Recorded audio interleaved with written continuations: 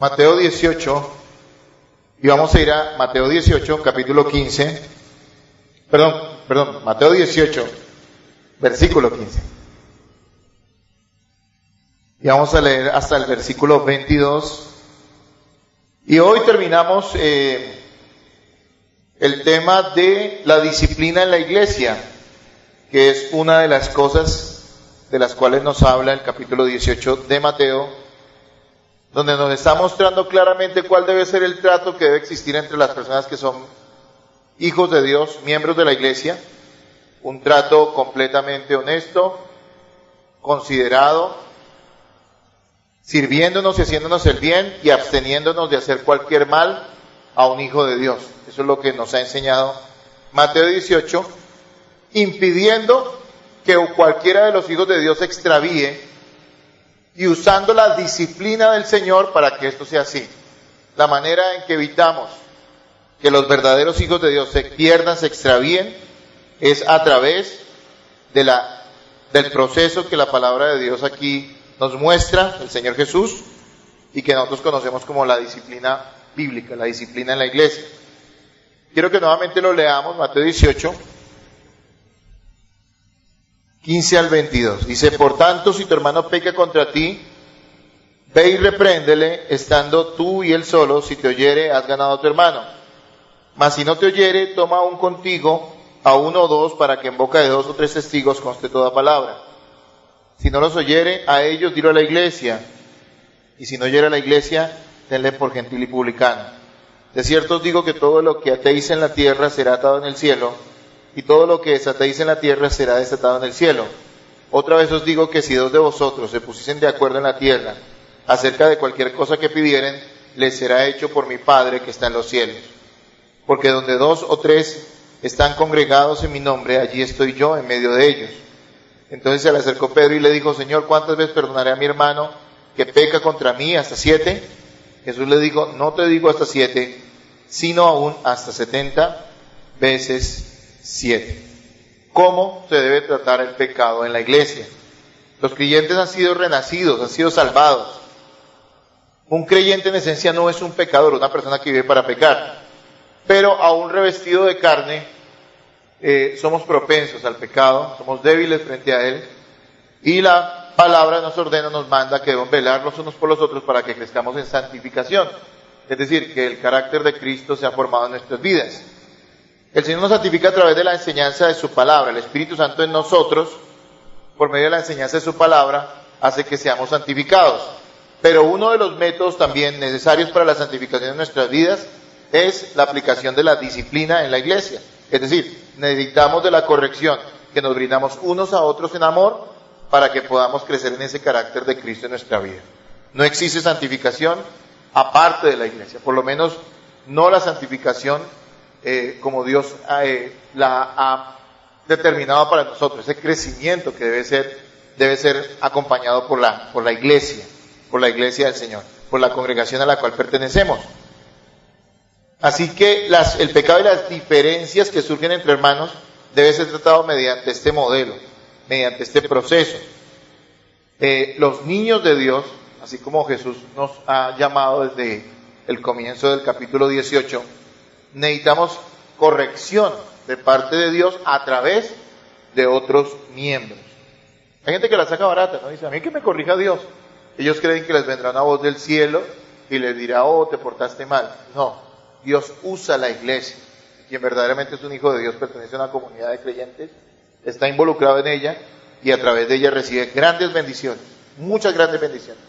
Una de ellas, el que los hermanos estén velando porque él esté viviendo la vida cristiana. ¿Sí? La práctica de la disciplina cristiana no es una opción para la iglesia. ¿Sí? No es una opción. Y es algo que nos diferencia de las congregaciones adulteradas. Muchas iglesias hay hoy en día, muchas de esas iglesias son falsas, otras tienen alguna base en el Evangelio, pero no están aplicando estos principios claros de la Escritura que deben ser en la congregación. Por lo tanto, su evangelio ha sido adulterado y no están practicando una vida de iglesia como la que Dios demanda para que lo glorifiquemos a Él.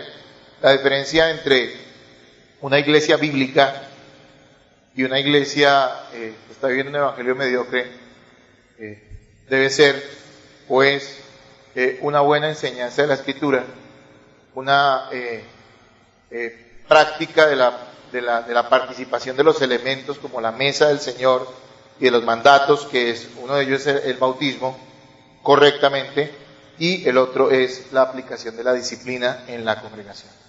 Y les he dicho desde hace ya varias semanas que la manera didáctica que yo quiero mostrar o exponer este pasaje y las verdades de la disciplina bíblica en la iglesia es a través de preguntas y respuestas. Hemos hecho en los domingos anteriores 7 preguntas y hemos obtenido 7 respuestas acerca de la disciplina. Yo quiero que este tema quede muy claro en la cabeza y en el corazón de los hermanos, especialmente a los miembros, porque yo les exigiré como pastor el que ellos practiquen esta verdad de la disciplina en la iglesia. Así que después de esta enseñanza no pueden alegar desconocimiento de ignorancia de cómo se aplica la disciplina en la congregación.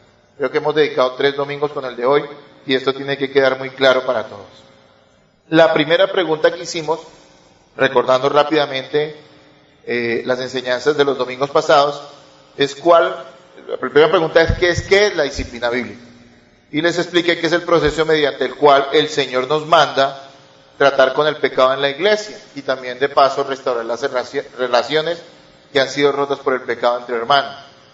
La disciplina en la iglesia, el pecado en la iglesia no se trata con indiferencia, haciendo oídos sordos y ojos ciegos, dejando que cada quien resuelva sus propios problemas.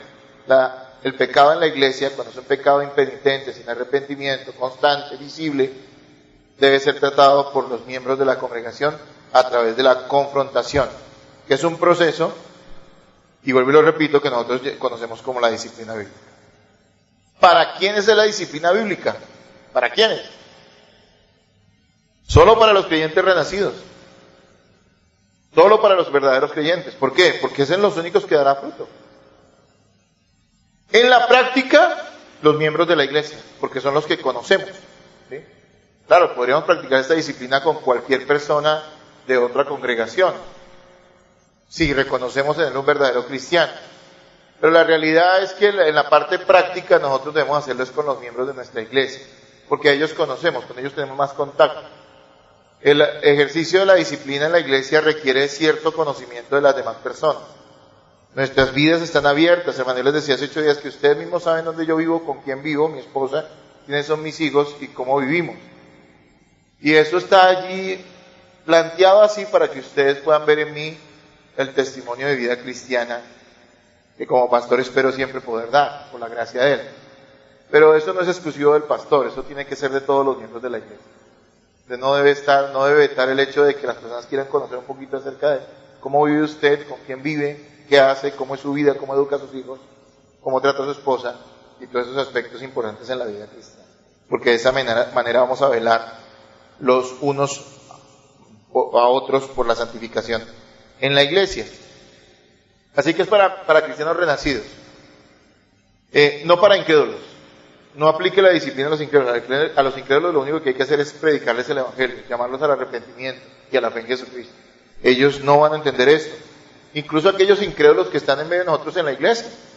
Porque hay gente que se disfraza de cristiana y parecen cristianos, pero cosas como la disciplina sacan a la luz lo que verdaderamente son. Ve y reclama, o dile, la palabra no es reclamo, discúlpeme, pero ve y dile o confróntalo con cómo está viviendo, cómo está su vida, y vas a ver que vas a encontrar ya no un cristiano disfrazado, sino una persona incrédula que saca a relucir toda su rebeldía e incluso todo su odio.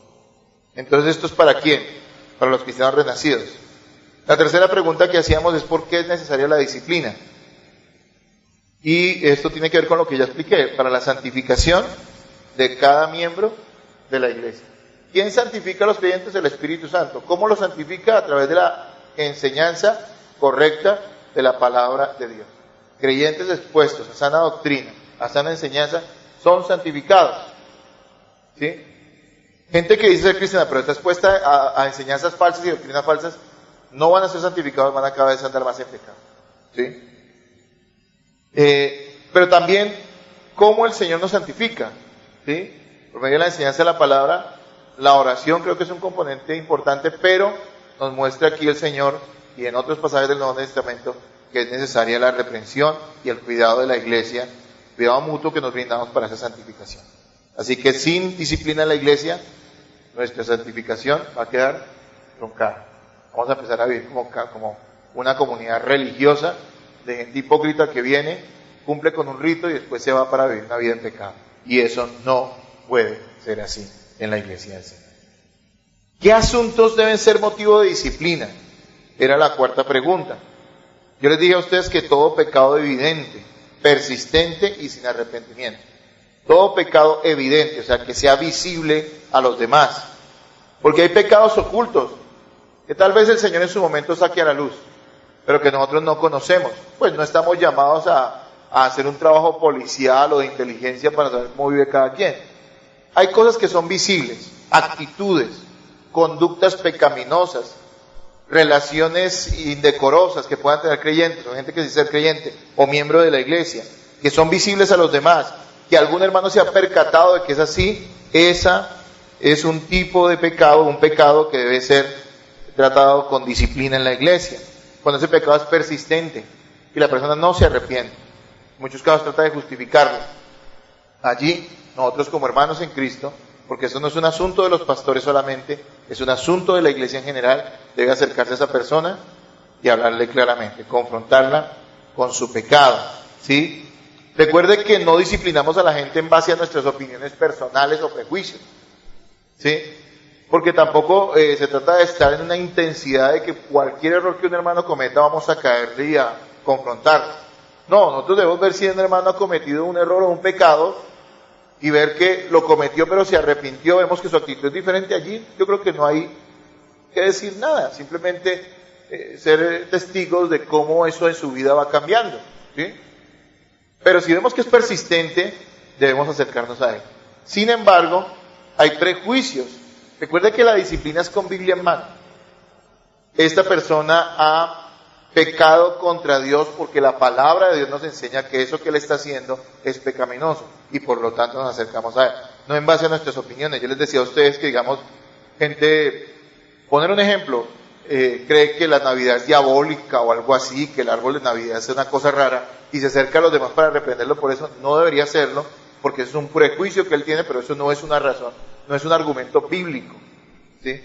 Así que allí no aplica la disciplina. Si a una persona no le gusta cómo otro se viste o cómo se peina, a excepción de que la manera en que se viste o se peina sea escandalosa, sea vulgar, ¿sí? Incite a otros a pecar, en ese caso tal vez sí habría que aplicar la disciplina. Si no es su estilo, usted no tiene por qué decirle a su hermano que se vista de X o Y manera, porque eso no es un asunto que nos enseñe, digamos, o nos lo muestre la Biblia claramente. Entonces, en ese sentido, tenemos que entender que la disciplina es por pecados evidentes, persistentes y sin arrepentimiento, no por cualquier opinión. 5. ¿Existen alternativas a la disciplina bíblica? Discúlpeme, hago ¿Le está conectado? ¿Sí? Entonces, prendamos los que ya empezó a hacer calor. Esto es la tecnología, hermano, discúlpeme. Listo, hermano, sigamos adelante. No se distraigan, tranquilos. ¿Existen alternativas a la disciplina? Y la respuesta es no. Cristo lo ordena, nos ordena esto que está hablando en el capítulo 18, no lo sugiere. Dios conoce los corazones, así que no necesitamos de terapias que hoy llaman sanidades interiores, retrospecciones o alguna cosa de esas falsas. No, el pecado no se trata así. El pecado no se trata con terapias pseudopsicológicas o con liberaciones. Porque qué fácil es para los pecadores de hoy en día decir que todo es culpa del diablo y que lo que necesitan es una liberación. Eso no lo muestra la Escritura, es una falsedad. Nosotros sabemos que el pecado debe ser tratado con el pecador mismo, confrontándolo con su pecado, ¿sí? Así que no necesitamos de terapia, ni esas liberaciones raras. Algo que aclaro es que cuando un hermano que está luchando contra un pecado busca consejería, confiesa el pecado a otro hermano, ya más que un asunto de disciplina, es un asunto de consejería, de hacerle un seguimiento. Este hermano no está justificando su pecado, está luchando contra él. Y entonces la iglesia en amor debería cobijarlo, aconsejarlo y hacerle un seguimiento para ver cómo va cambiando esa actitud pecaminosa en su vida. Entonces, eso lo quiero dejar claro. La pregunta número 6 era, ¿cuál es el propósito de la disciplina? Y dijimos que el propósito es que el hermano no se pierda. Eso está conectado con el versículo 14, ¿no? Del 18, que dice, así no es la voluntad de vuestro Padre que está en los cielos, que se pierda uno de estos pequeños. Por tanto, dice después, y entra en el tema de la disciplina. Así que si no queremos que un hermano en la fe se extravíe, empiece a andar de una manera deshonrosa para Dios, sea un mal testimonio para el mundo, y termine herido y dolido por su propio pecado, nosotros debemos disciplinarle para que no se pierda. Ese es el propósito, no es otra cosa. No es cantarle unas verdades, decirle 3 o 4 cosas ciertas, o tratar de nosotros actuar como justicieros, que estamos tratando de corregir a un hermano que es pecador o alguna cosa de ese estilo. No, lo que hacemos lo hacemos con amor y estamos corrigiendo su vida para que no se extravíe. Y en la última pregunta que hicimos la semana anterior, ¿cuál debe ser la actitud de ambas partes? Tanto del que corrige como del que es corregido. Y aquí a muchos esto les cuesta hartísimo. Debe ser humilde la actitud de ambos y deben estar atentos a lo que están haciendo. Deben tomar lo que están haciendo como de parte del Señor, hermano. Quien corrige está siendo usado por Dios para ayudar en la santificación de ese hermano que está en pecado. Quien está siendo corrigido tiene que tomarlo como de parte de Dios. Dios lo ama tanto que está usando a otro hermano en la iglesia para mostrarle algo que él cree que no es evidente, o algo que no le da tanta importancia, pero que es pecaminoso. La clave y la palabra es humildad. Por eso desde el comienzo del capítulo nos está diciendo que esto es para los niños del Señor, los que son humildes, sencillos y enseñables. La disciplina no cabe en un corazón orgulloso. Y hay personas en la iglesia que tú le dices cualquier cosa y se molestan. Y abren los ojos, y porque a mí... Mira, si tú vienes a una iglesia cristiana seria, verdadera, y piensas que tú vas a pasar ileso, desapercibido, no va a ser así. ¿Tú crees que solamente vas a venir y todo va a ser lindo y nadie te va a decir nada, nadie te va a confrontar? No debería ser una iglesia bíblica. Tú deberías, o te estás prestando más bien para el engaño. No, pero si tú quieres a Cristo y caminar con el Señor, lo que necesitas es un lugar donde te confronten con tu pecado y te animen a vivir la vida cristiana bien. Amén, hermanos. ¿Listo? Veamos las últimas preguntas hoy.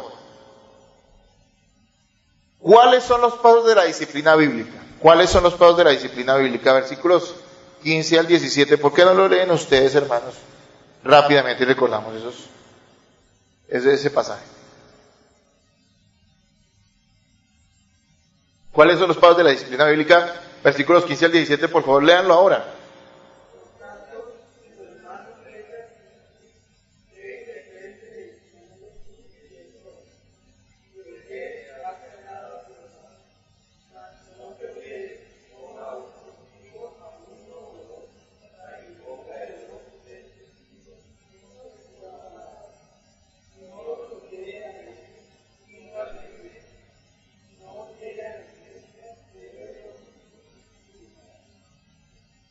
Volvemos al punto. ¿Cómo se trata el pecado en la iglesia? Con confrontación en amor. Cuando hablo en amor no estoy diciendo que sea para destrucción, sino más bien para edificación. Una confrontación en odio, ¿cuál será? Atacar, insultar y maltratar a una persona mostrándole su pecado como algo que no tiene solución ni arrepentimiento. Mostrándolo como un ser inferior y mostrándose el que corrige como alguien superior. Eso no es disciplina. Así no se confrontan las personas en la iglesia, porque son los niños del Señor y usted no tiene derecho a maltratarlos, así estén cayendo en algún pecado. ¿Me hago entender? Entonces debemos confrontarlos en amor, para edificación, llamándole la atención, mostrándole lo que es evidente para la demás iglesia, que es su pecado, y llamándolo al arrepentimiento. Claro, el que sea en amor no significa que no sea claro, debe ser muy claro, debe ser muy claro el mensaje que le demos a la persona que estamos confrontando. Hermanos, no debemos ser indiferentes ni tener temor de confrontar a los hermanos en la iglesia, porque estamos tratando con personas cristianas. Es posible que el hermano le moleste en un momento, pero si es un verdadero cristiano va a reconocer que lo que usted le está diciendo es bueno para él. Esta confrontación de la que nos habla aquí los versículos 15 al 17 es progresiva. O sea que en la medida en que el hermano endurecido no acepta su pecado o no da muestras de arrepentimiento, se debe hacer más público ¿a qué? A la congregación. Miren, en todas estas iglesias falsas, esto no existe. ¿A quién se le ocurriría exponer a alguien que no se arrepiente de su pecado públicamente? Nadie lo haría, ¿no es cierto? Porque eso no se ve bien, porque no quieren perder gente, o sea, que gente deje de asistir a sus iglesias, y lo que están demostrando es que ellos no son una iglesia de Cristo, sino son un grupo de gente pecadora y religiosa. No, en la iglesia del Señor esto sucede, y Dios nos libre de que no suceda en nuestra congregación. Hermanos, ¿cuáles son esos pasos? Versículo 15, vamos rápidamente. El versículo 15 lo hemos leído muchas veces, pongámoslo de nuevo. Por tanto, si tu hermano peca contra ti, ve y repréndele estando tú y él solos. Si te oyere, has ganado a tu hermano. El primer paso, anótelo allí, confrontación en privado. Confrontación en privado. ¿Qué significa eso? Llame al hermano aparte y háblele con respeto, pero con claridad acerca de su pecado. Llámelo aparte, no lo avergüence. Aún no es un asunto pastoral, no lo lleve a los ancianos todavía. Dios le dio a usted la gracia de conocer o de ver ese pecado en ese hermano. Vaya usted mismo a él, cara a cara. Hoy está muy de moda el WhatsApp y los correos. La disciplina no se trata por WhatsApp ni por correo. Esto es cara a cara. El WhatsApp es la manera a veces en que muchos cobardemente se ocultan, ¿no? Dicen cosas que no quieren decir de frente. En la iglesia eso no es así. No estoy satanizando el WhatsApp, o sea, claro, ¿no? Es muy bueno como medio de comunicación, pero es muy malo si eso quiere reemplazar el hecho de que tengamos relaciones cara a cara o personales con la gente, ¿sí? Entonces, hermanos, lo primero que usted debe hacer y que usted tiene que hacer, si usted es creyente y pertenece a una congregación, es confrontar a ese hermano personalmente, pero por favor, hágalo aparte, háblele con respeto, pero háblele claramente. No le dé vuelta. Dígale las cosas como son. Dígaselo respetuosamente, con mucho amor, como lo que es esa persona que tiene usted al frente, un hijo de Dios, que usted debe tratar con mucho cuidado y respeto. Pero ojo, también como un hijo de Dios, tiene que hablarle claramente, porque si no, usted se estará prestando para ayudar a que esa persona se hunda. Cuando somos confrontados, debemos estar dispuestos al diálogo. Si estamos confrontando o somos confrontados con nuestro pecado, debemos estar dispuestos al diálogo, pero no a la discusión. O sea que si ese hermano al cual usted se acerca empieza a discutir y a pelear, no se preste para eso. Simplemente diga al hermano, te digo las cosas, pero no quiero discutir contigo. ¿Sí? Si el hermano amablemente te explica que tal vez lo que tú estás viendo no es así, escúchalo. Es posible que también te hayas equivocado. Sin embargo, si él va a entrar en conflicto, o le va a decir, ¿usted qué me viene a decir si es que yo lo vi a usted en esto? Por poner un ejemplo. Unas frases así de ese tipo, todas conflictivas. Hermano, no se preste para eso. Simplemente, hermano, cumplo mi deber en amor de decírtelo, espero que haya arrepentimiento en tu vida. El solo hecho de que haya tenido una mala actitud frente a ti ya está demostrando que es un buen candidato para ir al segundo paso, que es la confrontación con testigos. Pero debemos estar dispuestos a dialogar. Lo ideal es llegar a algún acuerdo o conclusión. O sea, no lo dejes simplemente allí. Lleguemos a un acuerdo, hermano, mira, vi esto, bueno, hagamos una cosa. ¿Entiendes que está mal? ¿Te arrepientes de ello? Sí, hermano, me arrepiento. Entonces, ¿sabes qué, hermano? Quiero que eso cambie en tu vida. Quiero ayudarte. Quiero ver que eso ya no es más en ti. Entonces tú vas a estar de acuerdo con ese hermano al cual estás corrigiendo. ¿Estás de acuerdo en hacerle un pequeño seguimiento? No una persecución, sino un seguimiento. Donde tú desde una distancia prudencial vas a estar observando si ese hermano ha cambiado su actitud o ha dejado su pecado. es bueno que de pronto, un tiempo después, te acerques nuevamente y digas, hermano, ¿qué ha pasado después de que hablamos? Tomen nota, por favor, de todo esto que les estoy diciendo, es muy importante. Todos saben que hay que confrontar, pero a veces no sabemos cómo hacerlo.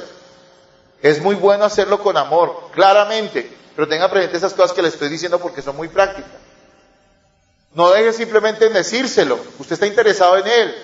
Acérquese y lleguen a una conclusión. Hermano, ¿reconoces que es pecado? Sí, hermano, es pecado. Me siento avergonzado contigo, pero quiero cambiar. Ay, vamos a orar por ese hermano. No lo vas a dejar ahí solamente. Vas a orar por él. Vas a hacerle un pequeño seguimiento y vas a ver si verdaderamente él ha cambiado o no ha sido así. Si la persona dice, no, eso no es pecado, yo creo que eso está bien, ustedes sí exageran, en esa iglesia sí que son canzones. Entonces, hermano, lamento que sea así, pero te estoy mostrando en la palabra de Dios, porque tú vas con la palabra, te estoy mostrando en la palabra que lo que tú estás haciendo está mal. Así que espero que te arrepientas. Y si no, yo tengo que llevar esto a la congregación. ¿Me estoy haciendo entender, hermanos? Quiero que esto quede muy claro. Hasta aquí tú no estás involucrando a nadie más. Tú no debes, si ves algo malo en alguien, empezar a hacer un chisme de eso. Allí el de disciplina más bien serías tú, por chismoso. No, primero ve y dilo al hermano, por amor. Lleguen a una conclusión. Mira si de verdad te ha cambiado. No te laves las manos. No, yo ya le dije ya.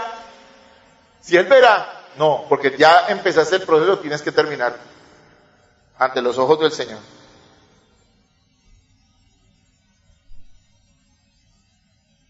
En muchas ocasiones cuando esto sucede es bueno recomendar ayuda y consejería pastoral, porque depende del tipo de pecado.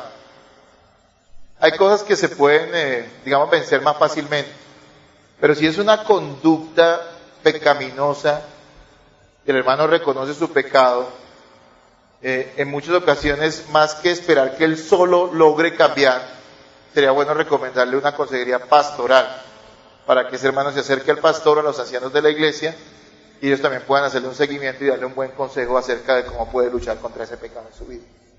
No en todos los casos, pero hay casos que sí requieren eso. Pecados de índole sexual requieren consejería pastoral. Pecados compulsivos, ¿no? Personas que tienen problemas con vicios. O gente que está, teniendo una tendencia hacia el hurto, hacia el robo. Ya no es una cuestión esporádica, es una actitud, es algo que está constante en él. Eso requiere un trabajo pastoral. Entonces sería bueno que, en ese caso, dice, hermano, ya hablaste conmigo, te confronté en amor, ahora ve tú mismo y habla con el pastor estas cosas. Voy a esperar a que tú me confirmes que has hablado con el pastor. ¿Sí me estoy haciendo entender, hermanos? Esto va a quedar grabado, ojalá lo vuelvan a escuchar para que después no tengamos excusa de que no sabemos cómo aplicar la disciplina. ¿Listo? La disciplina tiene que aplicarse con sabiduría. No puede ser a las patadas ni haciendo bromas. Esto es muy serio, porque es tratar con el pecado de un hermano. Y lo vamos a hacer con amor, pero con claridad. ¿Qué pasa si la persona no quiere arrepentirse, no reconoce que es pecado? Te dice, sí, yo voy a cambiar. Y tú lo ves él siguiendo después, lo sigues después viendo en lo mismo. ¿Qué debemos hacer? Pasar al segundo paso, que es la confrontación con testigos. Versículo 16. Lean ustedes y me ayudan, hermanos, que yo ya he gastado bastante voz. Versículo 16.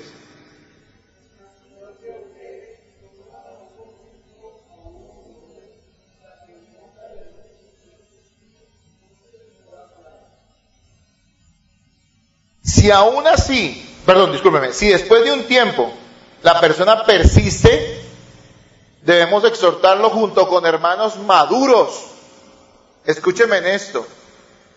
No es que usted le dijo al hermano hoy, él le dijo, sí voy a dejar el pecado, o no reconoció el pecado, y al otro día usted de una vez vaya y le lleve testigo. No, dele un tiempo prudencial, unos días o unas semanas. Mire si ha cambiado su vida. A veces hay personas que de momento no reconocen su pecado, pero después sí lo hacen. Dele un tiempo. Tampoco estoy diciendo un año ni unos meses. Dele un tiempo prudencial. Pídale sabiduría a Dios en ese sentido. Si usted ve que no hay arrepentimiento, ¿qué debe hacer? Llevar testigos junto con usted. Preferiblemente gente o personas que sean conscientes también o que hayan visto ese mismo pecado en el hermano. Preferiblemente. ¿Sí me hago entender? Si usted lo notó, lo más probable es que otros también lo hayan visto.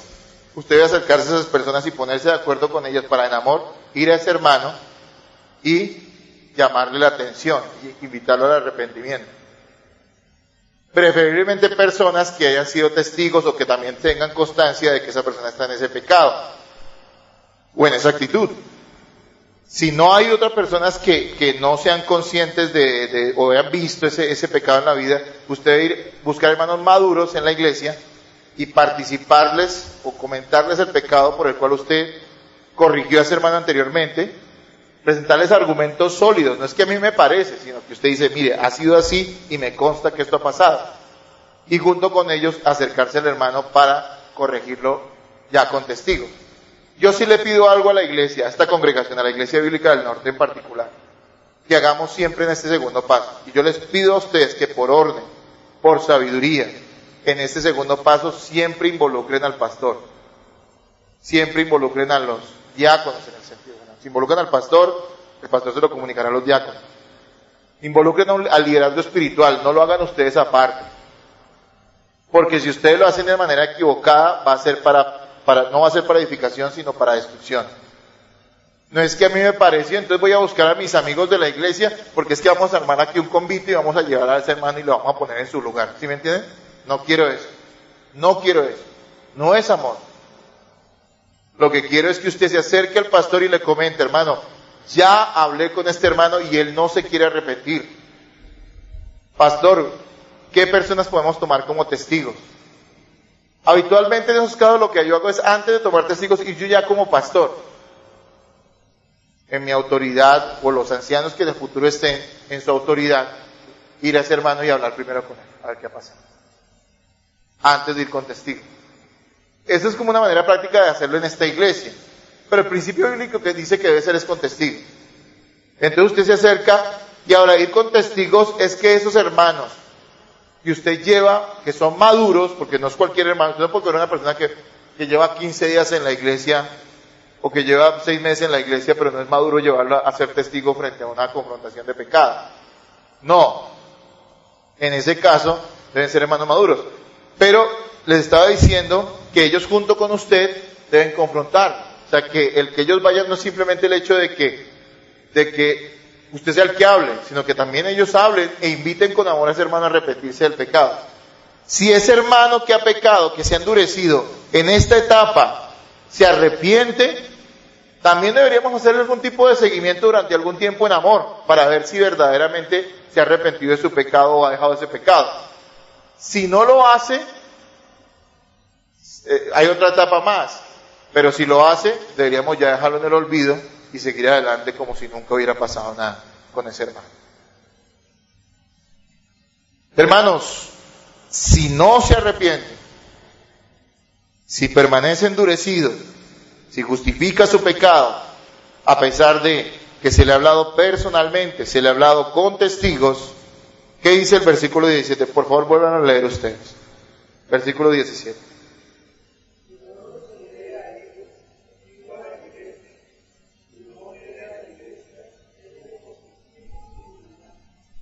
Hay una tercera etapa, que es la confrontación pública frente a la iglesia.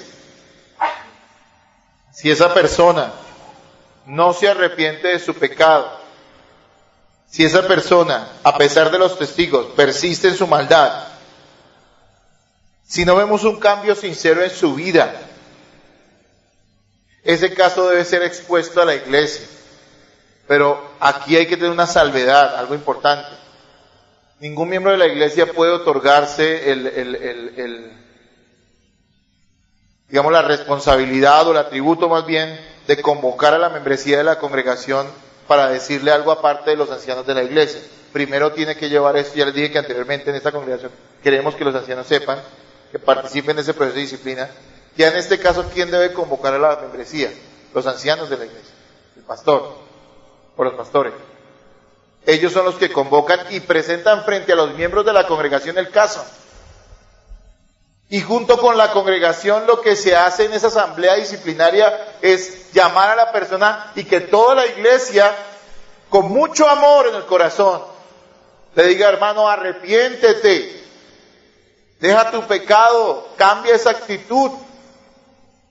Toda la congregación reunida, cuando hablo de la congregación hablo de los miembros de la iglesia. Y se le llama ¿qué? Arrepentimiento público. Si la persona no se arrepiente, hay una última instancia, que todavía busca el arrepentimiento de ese pecador endurecido. Y es el apartarlo de la comunión de la congregación. Apartarlo de la comunión de la congregación. Esto suena rarísimo hoy en día, ¿no? Porque no se busca apartar a nadie de la comunión de la congregación. Y vengan todos, traigan sus diezmos, traigan sus ofrendas, vengan, salten, brinquen, suden, blanqueen los ojos, que lo que nos interesa es llenar este lugar. No, aquí nos está diciendo algo. Hay que disciplinar a los miembros de la congregación para que se arrepientan. Pero si aún una persona persiste después de que se le ha confrontado personalmente con testigos y frente a la iglesia reunida, esa persona debe ser tenida por gentil y publicano. Y escuche, ahí pesa mucho el contexto histórico. Mateo fue un evangelio escrito a judíos. Que el mismo Mateo, que fue un publicano, él sabía que era eso. Él sabía que era que lo rechazaran, que lo odiaran por ser un publicano. ¿Qué era un publicano? Un publicano era un cobrador de impuestos, un vendido al imperio romano, que cobraba los impuestos y que siempre cobraban de más. Oprimían a su pueblo en beneficio de una nación extranjera que los había invadido. Eran súper odiados. Y el mismo Mateo da testimonio de las palabras de Jesús, dice, tenlo por gentil y publicano, es decir, ténganlo por un inconverso, por un pecador, por una persona que escuchó el evangelio, pero que nunca ha tenido a Cristo en su corazón. No lo llamen hermano. Es una cosa que a veces yo cometo errores y también debemos corregir acá. No llame a cualquier hermano. Llame a hermanos a los que usted tenga testimonio de que son cristianos. Porque a veces nosotros ya usamos esa palabra. A mí me pasa y yo tengo que corregirlo. A veces a cualquier persona que llega, no hermano, no es nuestro hermano, hasta que comprobemos que verdaderamente está hablando con el Señor. No lo llamamos hermano si ha sido apartado de la comunión con la iglesia. ¿Sí? Y aún así, después de ser apartado de la comunión con la iglesia, si algún hermano se lo encuentra, debería llamarlo al arrepentimiento. Porque las puertas de la iglesia van a seguir abiertas para esa persona. Pero lo que se necesita es que se arrepienta de su pecado y vuelva humildemente al seno de la iglesia y a la comunión con el Señor Jesucristo en la congregación. Hay gente que la saca barata, ¿no? Con ese evangelio raro que venden hoy. Dice, no, yo no necesito una iglesia para tener comunión con Cristo. Eso es una falsedad, se engaña. Cristo y la iglesia son uno. Y nadie puede tener verdadera comunión con Cristo si no lo hace a través de su iglesia. No que la iglesia sea una mediadora, no, de ninguna manera. Pero en la iglesia, la presencia de Cristo está, y como nos lo va a mostrar ahorita en los siguientes versículos, Él respalda esta disciplina que la iglesia aplica a sus miembros. Entonces, hermanos, alguien se preguntará, oiga, pero ¿será bíblico? ¿Eso no es muy fuerte que a alguien se le aparte de la comunión de la iglesia? En otras palabras, como que se le expulse de la congregación. ¿No será muy fuerte? Eso no va en contra de Jesucristo, que habló siempre de amor. Lo que pasa es que los que dicen que Jesucristo siempre habló de amor tienen razón en parte. Porque todo lo que el Señor habló lo hizo en amor. Pero están sesgando ciertos versículos y pasajes de la Biblia, porque Jesús también fue muy fuerte. Apartados de mí, malditos, al fuego eterno, reservado para el diablo y sus ángeles. Nunca os conocí, hacedores de maldad. ¿Quién está hablando de eso? Y se lo está hablando a la mayoría de la humanidad, que va a ser condenada. Señor, Señor, no, nunca los conocí, apártense de mí, malditos, malditos, fuera de aquí, nunca los conocí. Ustedes dijeron que eran míos, pero andaban en pecado, odiaban la iglesia. Nunca los conocí a ustedes, aunque ustedes decían que creían en mí. Señor, hicimos milagros en tu nombre, nunca los conocí. Es delicado. Ser parte de una congregación bíblica, una congregación verdadera, una congregación de creyentes, una comunidad de hermanos, es una gran bendición. Pero eso hay que tomarlo en serio. No es un juego. Dios va a usar la iglesia para santificarte. El Espíritu Santo va a santificarte también a través de la iglesia. Miren, hay un ejemplo en Corintios. Posiblemente el joven expulsado de la iglesia porque tuvo una relación con su madrastra se arrepintió y en 2 de Corintios es recibido nuevamente por la iglesia. Les leo 2 de Corintios 2:6. Le basta a tal persona esta reprensión hecha por muchos, así que al contrario, vosotros más bien debéis perdonarlo y consolarlo para que no sea consumido por demasiada tristeza, por lo cual os ruego que confirméis el amor hacia él. Básicamente la idea, y lo posible, es posible que sea así, es que aquel que en 1 de Corintios, Pablo dice, expulsen al malvado de la iglesia, es el que tiene una relación con su madrastra, y que ustedes no han hecho nada, están llenos de orgullo y no dicen nada, sáquenlo y entréguenlo a Satanás, o sea, entréguenlo al mundo que los zarandee. Si es cristiano volverá y si no se perderá en el mundo. Lo que parece es que en 2 de Corintios él vuelve a la iglesia arrepentido, se humilla, reconoce su pecado y los hermanos de Corinto le escriben a Pablo, Pablo, ¿qué hacemos?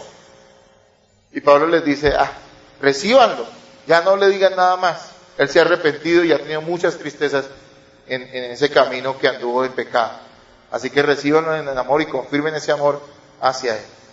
O sea que aún el hecho de que una persona sea apartada de la comunión de la iglesia es una expresión de amor. Una expresión de amor para los que son miembros de la iglesia. ¿Sabe por qué? Porque impedimos de esa manera que la iglesia se contamine con el pecado de un miembro que no es corregido. Es amor a Cristo, porque su nombre es honrado en medio de la iglesia y no su nombre deshonrado por medio de una persona pecadora sin arrepentimiento. Y es amor hacia el pecador que no se arrepiente, porque tal vez sea la única forma en que esa persona reaccione y se arrepienta de verdad. Les pongo un ejemplo. Si una persona está en pecado en medio de la iglesia y la iglesia no le dice nada, ¿esa persona qué va a pensar? Que está bien. No, si yo estoy en la iglesia lo más de chévere, los hermanos son lo más de lindos, venden empanadas en el intermedio, ¿sí? Y son muy ricas. Me han contado porque yo no he comido. Usted dice, uy, no, eso es maravilloso. Nunca lo confrontan. ¿Qué va a pasar? Llegará el día de su muerte, dirá, Señor, Señor, y el Señor le digo, maldito, apartado de mí. Pero si yo fui a la iglesia, tú no eras mío, tú andabas en pecado y nunca te arrepentiste. Y entonces desde el infierno tú maldecirás a toda esa iglesia que nunca te quiso confrontar con tu pecado, para que te arrepientas. ¿Sí ves lo que te estoy diciendo? Lo vemos en la palabra. Pero si una persona se le confronta y en última se le expulsa de la congregación, en amor esa persona puede reaccionar como el hijo pródigo, comiendo de los cerdos y diciendo, en la casa de mi padre, aún los que sirven comen mejor que yo, y pueda arrepentirse y volver al seno de Cristo y al seno de la iglesia y ser perdonado y de ahí en adelante andar como un verdadero creyente. ¿Sí ves lo importante que es la disciplina de la congregación? Pero muchos de ustedes todavía dicen, no, yo mejor no me meto en esos problemas. ¿Sabes qué? Qué malo eres. Qué malo eres.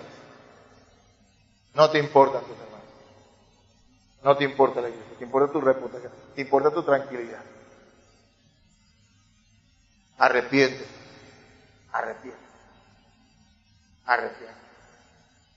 Hermanos, yo prefiero tener en contra de una persona y no tener en contra de Dios.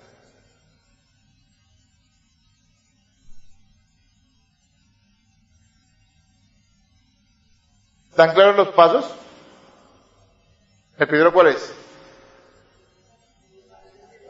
¿El segundo cuál es? ¿Y el tercero es? Recuerden que para esta congregación yo les he pedido un favor, que en el segundo paso siempre me hagan partícipe de ello. Primero vengan y me comenten a mí. Es que llegue, pastor, ya tengo armado un grupito, vamos, pastor.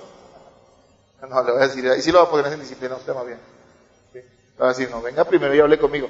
Pero cuando venga hable conmigo es porque usted ya habló con la persona, no antes. ¿Sí me va a entender? Ya usted habló con él. Entonces ahí sí yo le digo, bueno, ya habló, ¿qué pasó? No pasó nada. Bueno, vamos a ver qué hacemos entonces con esa persona. Versículos 18 al 20. Novena pregunta. ¿Con qué autoridad la iglesia ejerce la disciplina bíblica? ¿Con qué autoridad? ¿Tengo yo derecho a corregir a aquellos que no son mis hijos? En el caso de los niños, ¿tengo yo derecho o no? ¿Tengo autoridad sobre ellos? ¿Por qué? Porque no soy papá de ellos. ¿Será que la iglesia tiene autoridad para disciplinar a sus miembros, a los hijos de Dios? Yo no puedo corregir incrédulos e incluso nos abstenemos de disciplinar a personas de otras congregaciones, aunque reconozcamos en ellos cristianos. Bueno, si tú ves a un hermano que es cristiano y le puedes confrontar privadamente algo, no está mal. Pero ya que entre el pastor a corregir a ovejas de otro pastor, pues eso no lo vamos a hacer, porque esa es responsabilidad de ese otro pastor. Claro, obviamente si es un pastor pues, verdadero. Hay muchas personas que están en otras iglesias y lo que hay es que predicarles el evangelio porque ellos no son cristianos, aunque digan que lo son. ¿Cuál es la autoridad? Es muy claro en el versículo 18 al 20 y muy contundente. Lo primero que quiero decirles es que no hay autoridad que no provenga de Dios, hermanos. Alguna gente cree que lo ideal es la anarquía, o sea, es decir, no haya gobierno, no hayan autoridades, cada uno haga lo que le parezca. Y les parece que eso es espiritual. No hay nada más alejado de la realidad. La anarquía es satánica. Dios ha dado orden al mundo y ha establecido autoridades en todo lugar, ¿sí? Y en todas las instancias. Dios ha delegado autoridad a hombres para que se mantenga el orden en el mundo y para restringir el pecado de los hombres. Miren, ¿cuál es la primera autoridad que tenemos? La autoridad paternal. ¿Cómo ejercen los padres la autoridad frente a sus hijos? Con vara. Con vara. Y cuando hablamos de vara no necesariamente estamos hablando necesariamente siempre de corregir físicamente. Claro, eso lo incluye. Sino está hablando de la autoridad que tienen los padres para dirigir a sus hijos. Dice Proverbios 23:13, no rehuses corregir al muchacho, porque si lo castigas con vara no morirá. Lo castigarás con vara y librarás su alma del Seol, o sea, de la muerte. Los padres tienen autoridad. Ningún hijo puede pararse y decirle, ¿usted por qué me viene a decir a mí eso? Hoy vemos eso, ¿no?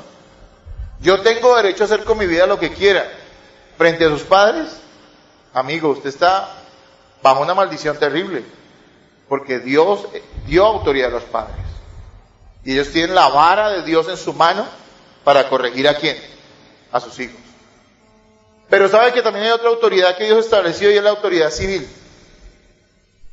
Los gobiernos. ¿Y con qué autoridad el gobierno civil ejerce, para la redundancia, esa autoridad? ¿Con cuál? Con la espada. Para infundir, dice Romanos, temor a aquel que hace lo malo. La gente dice, primero me parece un hecho, cualquier gobierno que haya, siempre va a haber gente que le gusta y a otros no. O sea, que esto no depende de si les parece o no les parece. Tiene que haber gobierno. Y han habido gobiernos muy malos en la historia de la humanidad. Pero todavía ellos fueron puestos por Dios. Y quiero aclararles, lo que Dios respalda es la figura de autoridad, no necesariamente al pecador que está puesto allí. ¿Sí? El señor Santos, que es nuestro presidente, no es un siervo de Dios, no es salvo, no es un hijo de Dios, pero sí le está sirviendo a Dios al ejercer gobierno sobre una nación y mantener cierto orden en medio de un pueblo pecador. Las leyes son esa espada que puede castigar a cualquier ciudadano cuando éste pervierte las leyes naturales. En cualquier nación matar a otro es pecado. Pues pecado delante de los ojos de Dios, perdón, pero es delito. Eso está en la conciencia del ser humano. Y como decía otro predicador que escuché hace algún tiempo, me parece muy interesante, en todas las naciones hay pena de muerte. Y la justicia tiene el respaldo de Dios para castigar a los criminales, incluso en ese caso. Uno dice, ¿cómo que en todos los países hay pena de muerte? Bueno, en todos los países el ejército y la policía tienen la autorización de que si alguien se resiste, lo puedan reducir. ¿Por qué? Por la fuerza, ¿cierto?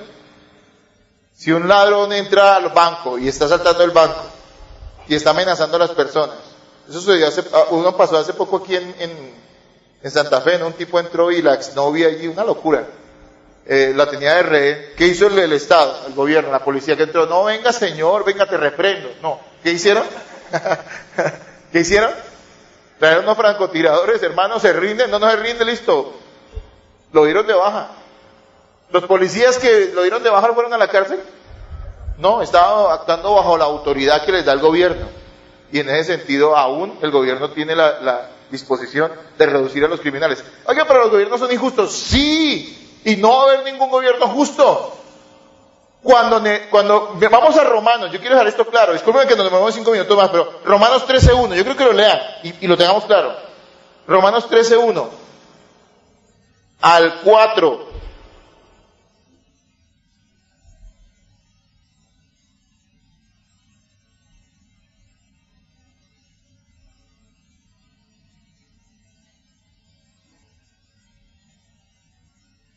¿13:1 al 4? ¿Lo tienen, hermanos? A ver, ayúdenme ustedes que yo he hablado bastante. Hagan un corito bien hermoso y leámoslo. ¿Listo? ¿Lo tienen todos? Léanlo ahora, por favor.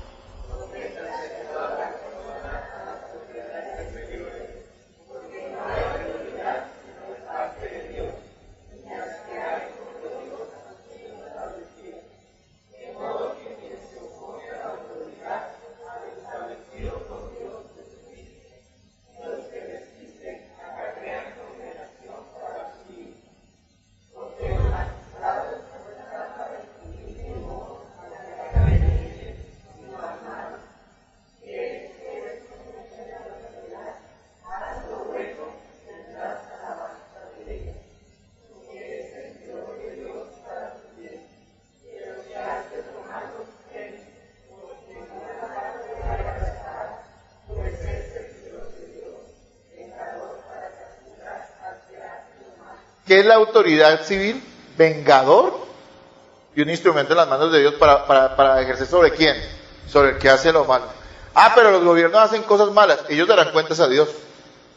Mire, yo no voté por Santos, pero él es el presidente y yo me sujeto en todo lo correcto a él, sin importar si me parece o no me parece. ¿Sí? Hay medios legales para, si un presidente es muy malo, quitarlo, y está bien. Nosotros tenemos derecho como ciudadanos al voto y a esas cosas, está bien. Yo siempre voto, así sea blanco, pero voto. Pero ¿saben una cosa, hermanos? Aquí yo quiero dejar claro. La autoridad civil fue puesta por Dios. Y entiéndame, cuando Pablo escribió esto en Romanos, él estaba escribiendo al corazón del imperio que gobernaba a todos esos ciudadanos como él, porque Pablo era un ciudadano romano. ¿Y quién era el que gobernaba? Los Césares. Déjenme decir que los Césares eran una sola cosa, unos tipos degenerados. Posiblemente en ese momento estaba Nerón, y Nerón es famoso, ¿no? Porque un día le dio por quemar la ciudad y echarle la culpa a los cristianos. Era un tipo súper degenerado. Hombres entregados a la buena vida y a gobernar de una manera desordenada, ¿no? Tenían grandes bacanales, desórdenes sexuales. Comían, se hartaban, tenían plumas de aves, se metían la pluma, vomitaban para poder seguir comiendo. Ese era el tipo de gobernantes que ellos tenían. Y sin embargo Pablo dice, sométanse a la autoridad. No es que veneren al señor emperador, no es que veneren al señor presidente. Si es malo, pues bueno, habrá que decir que es malo. Pero todavía sigue ejerciendo la autoridad. Y tiene la capacidad. Los magistrados no están para infundir temor a los que hacen el bien, sino a los que hacen ¿qué? El mal. Miren, algunos dicen, no, esto es un caos. No, aquí en medio de todo hay orden, porque hay leyes, porque hay un gobierno. Eso es malo y seguirán siendo malos. El único gobierno bueno va a ser el del Señor Jesucristo. Aquí van a ser malos. Entonces dicen, no, yo mejor aquí que aquí nadie, que esto sea el pueblo, que no sé qué. ¿Sabe una cosa? Si usted compra una casa, ¿quién le garantiza que esa casa es suya? Y no viene otro con arma y se la puede quitar. El Estado. Por poner un ejemplo. Pero mi tema no es político. Quería ilustrarlos para que entendieran que hay autoridad dada por Dios en el hogar, los padres, las mujeres deben estar sujetas a sus esposos, es el orden divino, en el estado civil, los gobiernos, y la iglesia tiene autoridad sobre los miembros de la iglesia, sobre los creyentes. Los padres usan la vara, el gobierno la espada. La iglesia no tiene autorización para usar ni la espada. En el pasado algunos, incluso cristianos, que combinaron la iglesia y el Estado, usaron la espada para tratar supuestamente de cristianizar un país. Eso es completamente equivocado. Nuestros medios para que el país llegue al conocimiento de Cristo no es la espada, no es obligar a nadie, sino es a través de ¿qué? De la palabra. Noten, por la palabra predicada ejercemos autoridad sobre los creyentes. Y por la palabra confrontando el pecado de otro, estamos disciplinando y ejerciendo autoridad sobre los creyentes.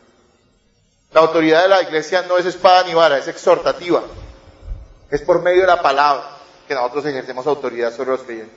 La palabra predicada en los corazones de los cristianos dará fruto y cambiará sus vidas. Esa autoridad estará siendo ejercida. Y cuando un creyente se desvía con la palabra, lo estamos corrigiendo en amor, confrontándolo para que él también se corrija de su pecado. O con la palabra decimos en una asamblea pública, esta persona no es reconocida como creyente y Dios respalda eso. Veamos los versículos 18 al 20, miren lo que dice. Lean primero el versículo 18, ¿qué dice?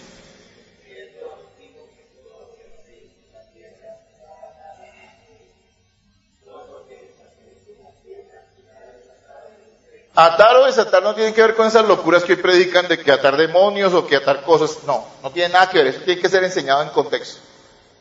Y aquí está hablando de la disciplina en la iglesia. Lo que está diciendo es que lo que la iglesia reconozca, la asamblea de la iglesia tiene todo el respaldo divino para reconocer o desconocer la sinceridad de la fe de un creyente. En ese sentido es atar o desatar.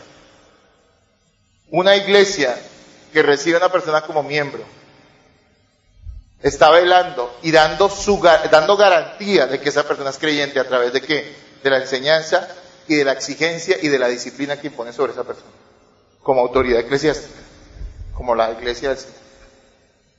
Si una iglesia en un momento dado desconoce a una persona como creyente porque ha andado en pecado y no se quiere arrepentir, dice que eso es algo respaldado por Dios. Y quiero aclararles, no está hablando de que porque yo diga que una persona no es cristiana perdió la salvación. No, la salvación no se pierde, es por gracia. Pero quiere decir que el hecho de que la persona permanezca sujeta a la iglesia o no, demuestra que verdaderamente es cristiano o no lo es. ¿Y ustedes quiénes son? Yo tengo una relación muy linda con el Señor personal y muy espiritual y yo siento el fuego. Amigo, usted puede decir lo que quiera, pero si no hay una iglesia, un grupo de hermanos, una congregación seria que respalde su afirmación de que usted es creyente, yo no puedo afirmar que sea así. Por eso las personas que vienen aquí a la iglesia, primero tenemos que conocerlas para certificarlas y hacerlas participar de la mesa. Antes yo no puedo, usted me puede decir que usted es cristiano, pero Teresa de Calcuta, bueno, Teresa de Calcuta no era cristiana, pero cualquier otro, y mientras yo no vea fruto en su vida no puedo certificarle que usted sea creyente. ¿Así me estoy haciendo entender? La iglesia tiene esa autoridad. Si una persona se va de la iglesia en rebeldía y la iglesia públicamente dice que no es un creyente, porque no quiso sujetarse a la palabra del Señor en la iglesia, esa persona debería temer, porque eso está evidenciando de que verdaderamente no es un hijo de Dios, y debería arrepentirse y volver al seno de la iglesia. Claro, muchos de ellos no son creyentes verdaderos, entonces siguen en su rebeldía, pero el que es creyente verdadero debería temer. Versículo 19, léanlo.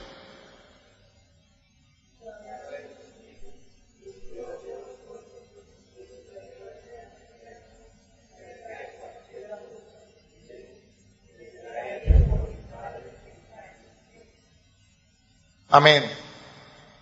El acuerdo de dos o más creyentes respecto al reconocimiento de otro como cristiano es respaldado por el Señor, siempre y cuando se haga bíblicamente. O sea, aquí es lo mismo que viene hablando de desatar y desatar. Está diciendo, si dos o tres, una congregación reunida en mi nombre, ¿sí?, pide cualquier cosa, y estamos en el contexto de ¿qué?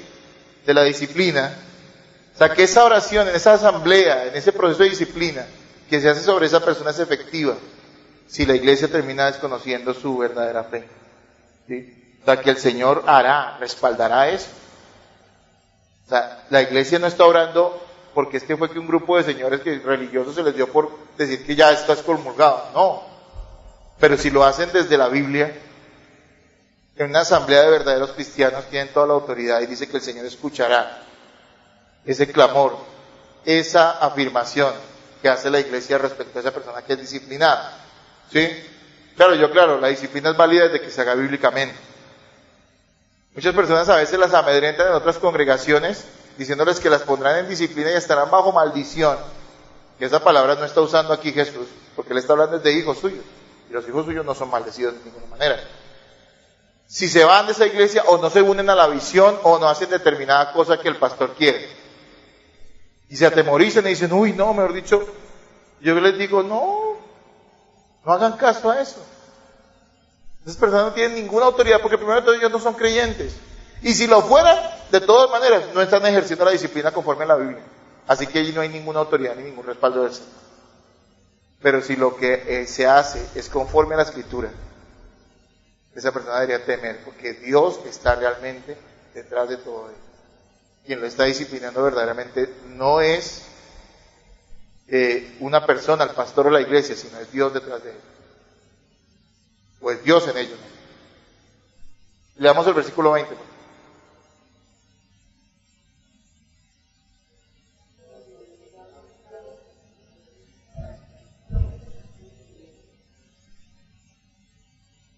Y el Señor, ¿qué está diciendo? Él estará en medio de esa asamblea disciplinaria, donde 2 o 3 estén reunidos en mi nombre y yo estoy. En el contexto, ¿cuál es? ¿Cuál es el contexto? La disciplina. A mí que me digan lo que quieran, a mí no me importa, yo no vuelvo a la iglesia. Lo que hacen muchos, no huyen de la iglesia, ni siquiera vuelven para decir hasta luego. Claro, obviamente, porque están en pecado y no quieren dar la cara, obviamente. Mucha gente hace eso. Y aquí el Señor está diciendo, tengan cuidado, porque soy yo a través de la iglesia reunida quien está disciplinando a esa persona, no son ellos. Allí donde 2 o 3 están reunidos en mi nombre, yo estoy en medio de ellos. Y está hablando en un contexto de ¿qué? De disciplina. Entiendan, Cristo está presente en la asamblea disciplinaria y el Padre ata en el cielo lo que aquí como iglesia estamos atando en la tierra. ¿Es serio? Es serio. Algunos dirán, no, yo no creo eso. No espere a comprobar cuando ya sea demasiado tarde que verdaderamente es así. Tengan cuidado, tengamos temor. Está claro que hay autoridades en la tierra que Dios ha establecido, los padres, los gobiernos y la iglesia. La iglesia no ejerce autoridad sobre los incrédulos, pero sí sobre los creyentes.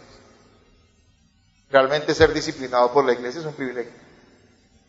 Finalizo con la última pregunta, hermanos, para que nos vayamos. ¿Qué consecuencias tiene el que la iglesia no discipline a los creyentes? ¿Qué consecuencias tiene el que la iglesia no discipline a los creyentes? Hermanos, a veces preferimos ministrar más a los sentimientos de las personas y no a su espíritu para confrontarlos. ¿A qué me refiero? Es que yo no quiero que el hermano se sienta mal. Prefiere usted ministrar a los sentimientos antes que al espíritu de esa persona, que siendo confrontada podrá arrepentirse y seguir caminando en fidelidad con el Señor. No, hermanos, tenemos que disciplinar. Rápidamente lo voy a decir. Si no disciplinamos, el nombre de Cristo será deshonrado al permitir que Él sea identificado con pecadores endurecidos. ¿No le da a usted tremenda vergüenza cada vez que salen las noticias y dicen, el pastor tal, lo pillaron yo no sé qué cosa? Lo peor de todo es que tienen razón. Claro, yo estoy seguro que ese hombre no era ningún pastor. Por lo menos no fue puesto por Dios. Pero el mundo lo ve así. Y todavía los incrédulos se aterran, porque dicen, esa persona está actuando de esa manera y esa iglesia lo respalda. No sé si fue muy claro así, pero hace un tiempo un supuesto apóstol, uno de estos bandidos sinvergüenzas, por allá en la ciudad de Pasto, lo filmaron o lo grabaron por allá teniendo relaciones íntimas antes del culto con unas mujeres de la iglesia. Claro, el tipo quedó descubierto. ¿Y quiénes fueron los que sacaron eso a la luz? Imagínense, no fueron los de la iglesia. Claro, eso es una iglesia pervertida. Yo me imagino que los que están allí no son creyentes, ¿verdad? Pero entre los ojos del mundo sí, porque ellos no saben diferenciar entre quiénes son creyentes y quiénes no. Nosotros sí. ¿Sabe qué fue lo aterrador? No fue que el mundo sacara eso a la luz, sino que tengo entendido que la iglesia respaldó a su apóstol, con pruebas teniéndolo. Y creo que le pagaron el abogado, el mejor abogado que hay en Colombia. para que lo sacara de la cárcel. ¿No es eso aterrador? ¿No queda el nombre de Cristo por el piso? Miren, en la iglesia no podemos evitar que la gente a veces se nos descarríe y peque, pero lo que sí podemos hacer como iglesia es marcar una línea clara de diferencia entre nosotros y ese que no se quiere arrepentir. Que el mundo sepa que aunque está en medio de nosotros, o estuvo en medio de nosotros no tenemos nada que ver con esa persona, porque no es un hijo de Dios. Nos engañó, pero a la larga Dios sacó toda la luz.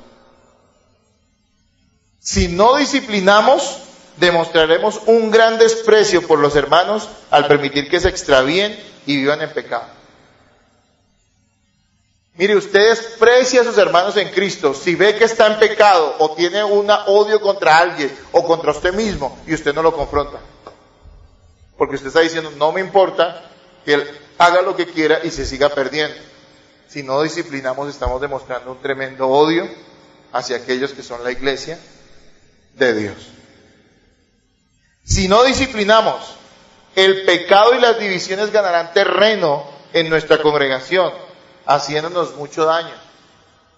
Miren, hermanos, un pecado en los miembros de la congregación, allí metido, termina siendo algo que contamina al resto. Miren las epístolas enviadas a las iglesias en el Apocalipsis. Miren que allá dice que tenía contra ellos, en el caso creo que no es Mirda sino Tiatira.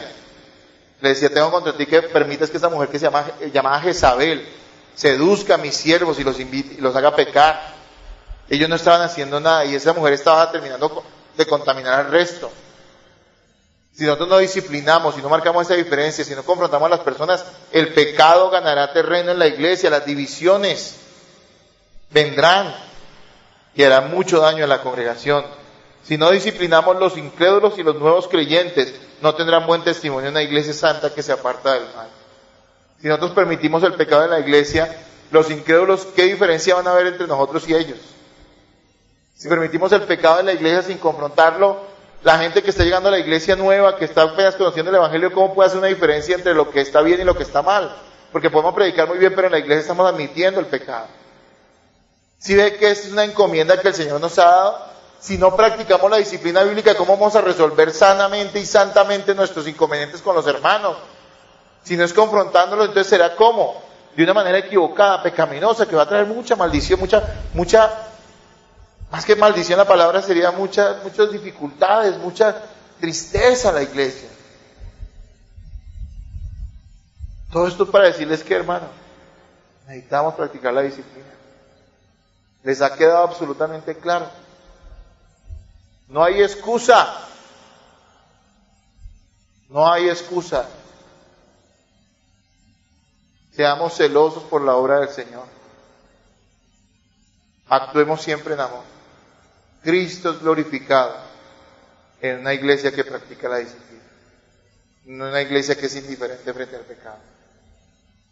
Cristo es glorificado en una iglesia que demuestra su carácter por medio de apartarse de los malvados y de confrontar a aquellos que están andando mal.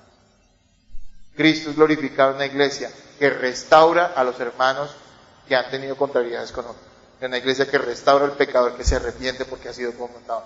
Cristo es glorificado en eso. De otra manera, Cristo no es glorificado. Amén. ¿Sí ven lo serio que es? La próxima vez que usted vea una actitud pecaminosa en otro, no se quede callado o no se ponga a chismosear. No me ponga a hablar de eso con la gente que tiene al lado. Oiga, increíble, no voy a hablar esto con los incrédulos. ¿Qué debe hacer usted? Ir a la persona. La próxima vez que alguien se acerque a usted y le muestre que algo está mal en su vida, como cristiano, ¿qué debe hacer usted? Volverse así como un puercoespino, como un pavo real, ¿verdad? Y abrir los ojos y decir, uy, ¿a mí? Oiga, uno tiene que ser demasiado tonto como para pensar que uno se va a conducir solo bien siempre. Si es que desde que estamos chiquitos Dios nos puso padre, para que nos corrigiera. Toda la vida necesitamos corrección de otros. Es mejor ser corregido por la iglesia en amor que ser corregido por el mundo, y más bien que corregido, destruido por el mundo y por el diablo. Yo prefiero que mis padres me corrijan y no que después vaya yo a una cárcel porque mis padres no me corrigen. Es lo mismo en la iglesia. Hermanos, ¿está claro la disciplina en la iglesia? Espero verlos practicándola en amor. Oremos.